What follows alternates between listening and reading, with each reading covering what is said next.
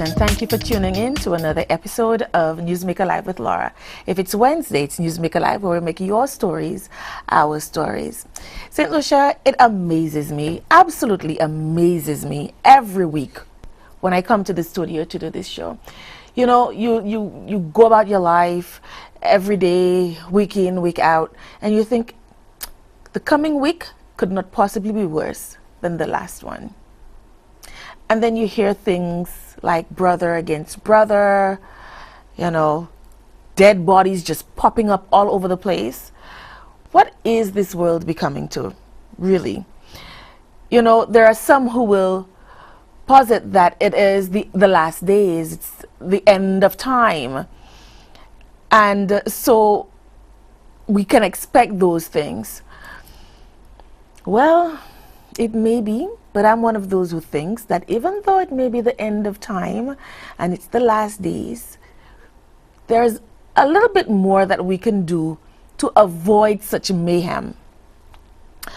Imagine my surprise on Sunday morning when I heard that there were two men involved in an altercation and that one lost his life.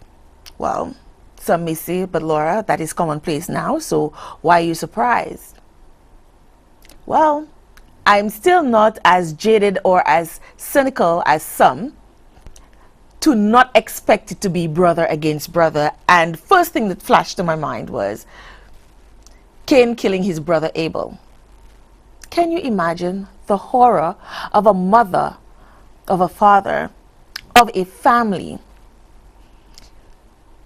getting the news that two brothers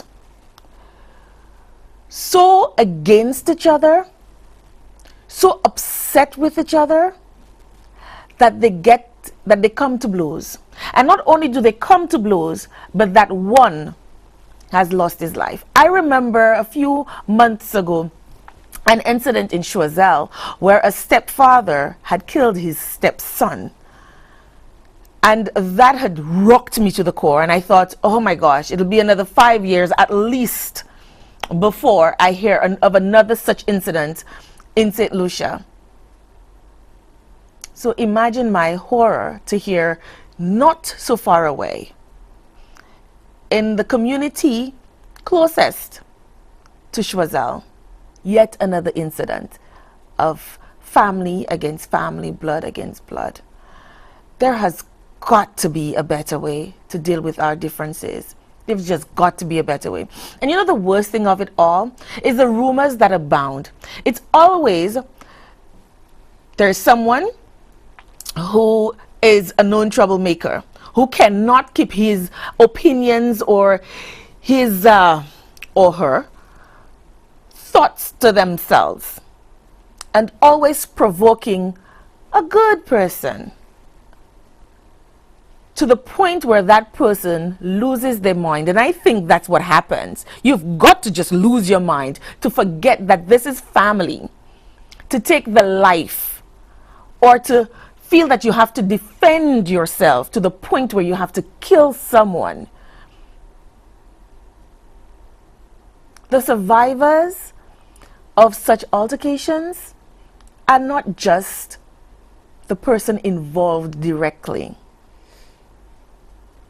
but the mothers and the fathers, the wives and the daughters and the sons and the family members, the cousins, the nenens, the parents, the dads that are left behind to pick up the pieces, asking themselves, how did this happen? St. Lucia, we have to find a better way. So while all this is happening, we're still having this crossfire between the DPP and the Justice Minister. I mean, imagine, it's months now. The public has been clamoring for some clarification. And so, much as I disagree with Stanley Felix's posture or the way he handled the statements that he made with regard to the office of the DPP, it has just ferreted out the Justice Minister, because now He has everything to say. He has an opinion on everything. And funny how he can blast the DPP and her office for executing her duties in a way, in a manner that he deems unprofessional. When he himself, as the Justice Minister, the Minister for Internal Affairs, the minister closest to the DPP's office, has remained mute on the subject of cases that are languishing in the DPP's office for one reason or another. And to add insult to injury, Mary Frances, a woman I have utmost respect for and I have a lot of time for, I refuse to accept the blame lies 50-50. And I'm being very conservative here with the DPP's office and the office of the Justice Minister and Internal Affairs. And the reason for that is, if it is that the DPP has been asking for assistance or for more resources, and it's not today that we know the DPP's office is undermanned, understaffed, and not performing, we can't ask her. We can't put the blame at her feet. It has to rest with the persons charged with the responsibility for furnishing her with the resources that she needs. It cannot be that because the Leahy law has been levied against us, that all of the other cases that have been languishing in the DPP's office, all of the people who are languishing at Bordelais have to now take a further back seat so that we can deal with impacts and the town and village council report. Reports, I repeat, reports. Reports, not evidential anything, just reports. Hearsay, opinion pieces, you know the drill. We're expected, Madam Frances, to put all of those things behind. All of the people who have been sitting on remand for 8, 9, 10, 13 years, in some cases for stealing underwear, put that behind. How about getting the necessary resources, applying it to the DPP's office so that as cases come about, they will be dealt with in a manner that is efficient, effective, so that everybody can be happy. I refuse to accept that this is, you know, the DPP, she had that information and she had those reports and she should have given it priority. Yes, sometimes we have to prioritize. But you know what? If my brother was sitting in at Bordelais for over 8 years, 13 years, 20 years, and his case has not been heard, I would take serious offense to saying that his case is not important. Yes, people died. Yes, we accept that. And yes, it is supposedly extrajudicial killings. We accept that. As dire as that is, it means that we have to find a way to circumvent and to bring to justice all of the persons who are affected by crime one way or another. Hey, but that's just my layman's take on that, right? Constitutional reform. It cannot be. And you know, last week when I spoke with Mrs. Sherry with regard to children who run away from home and they're found at someone's house other than their guardians or their parents' house, and they're found they're found harboring those children, that the fine is only $50. You know, I had to go back and research that and find out, and it is only just $50. We need some sort of constitutional reform. We need, our laws need to be revised, revamped. It's something. We cannot have these issues just there, you know. $50 so I can just harbor any child I want, and the child will never speak and say, okay, well, she's sexually harassing me or abusing me, so, you know, I pay my little $50 because I know the child is going to talk. And I do it again and again and again and again. Remember, St. Lucia, the children are our future. We need to care. Absolutely, we need to care. Now, the last issue I'm going to talk about this evening, because I have some guests that I don't want to take up too much time dealing with the trending issues, although some of them are very important, because I want to give them as much time to talk to you, is the Jafali incident. And I promise not to talk about that, but I have to talk about Jafali. You know, just as the Justice Minister now can just dump on the DPP and say, oh, you know, get this verve all of a sudden, this energy, because the spotlight, he hopes, will be removed on him. Meanwhile, our crime lab is still closed, huh? Just saying. And thrust on somebody else for a change. Had Rick and others not talked about Dr. Walid Jafali and about how he is our ambassador to the IMO, we would not have known that Jafali is actually a diabetic cheerleader. We wouldn't have known.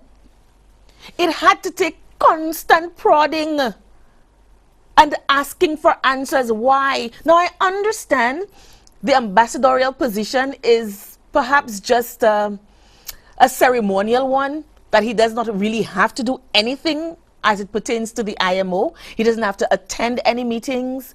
You know, he can leave all of that stuff to the technical people and only let them make an argument when it's absolutely necessary, as, you know, conveyed to us by Ernest Hilaire, and granted. But why the IMO, and why did we have to poke and poke and poke and poke and ask so many questions before our Prime Minister came out and said, oh, well, you think I'm going to turn away a man who came to St. Lucia 4 months before everything, these things happened or whatever, and promises to open up a center for... You know what? I am not knocking the idea of a diabetic center.